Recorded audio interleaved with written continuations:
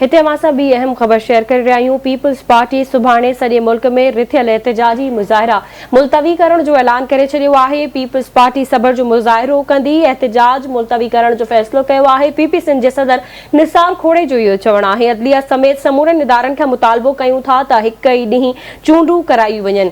अहम ख़बर आहे असां शेयर करे रहिया आहियूं। पीपल्स पार्टी सुभाणे सॼे मुल्क में रिथियल एहतिजाजी मुज़ाहिरा मुलतवी करण जो ऐलान करे छॾियो आहे। तफ़सील मालूम कंदासीं। असां सां लाइन ते मौजूद आहे कराची में आवाज़ न्यूज़ रिपोर्टर आमिर सुप्रो। जी आमिर।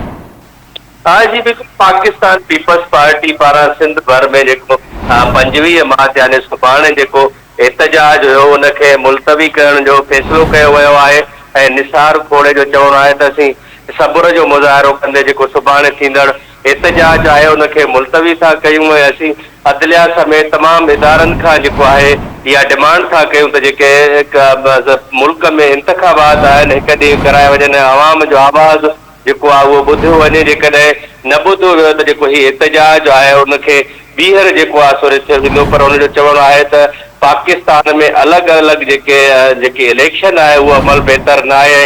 हिक ई टाइम पूरे पाकिस्तान में इलेक्शन थियणु घुरिजनि ऐं उनजो मुतालबो आहे त जेकॾहिं इहे डिमांड पूरियूं न कयूं वयूं त एहतजाज आहे ॿीहर कयो वेंदे। असेंबलियूं जेके आहिनि 5 साल मुदत पूरी थियण खां पोइ हिक ई ॾींहुं पूरे मुल्क में इलेक्शन कराइण जी। ठीक है आमिर, वॾी महिरबानी अवां जी अपडेट करण लाइ।